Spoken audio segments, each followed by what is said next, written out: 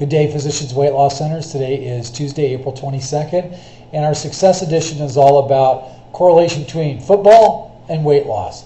As many of you know, one of my closest friends is Jerry Faust, who's a former head coach of Notre Dame, football coach of Notre Dame. And I've traveled around the country with him over the years to a number of different religious men's conference groups where we both have spoken.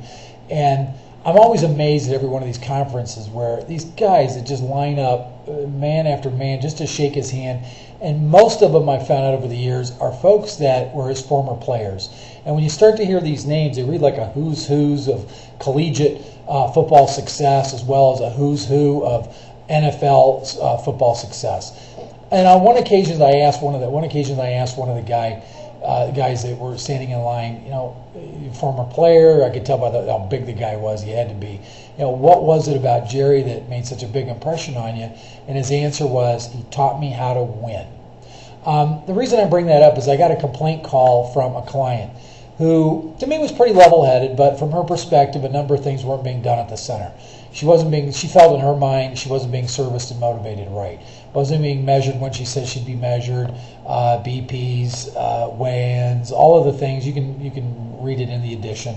But what it really came down to was, as I'm discussing in today's edition, it's like getting our clients all revved up with no place to go.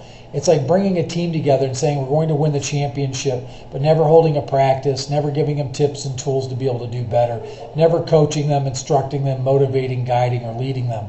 Our clients are the same way.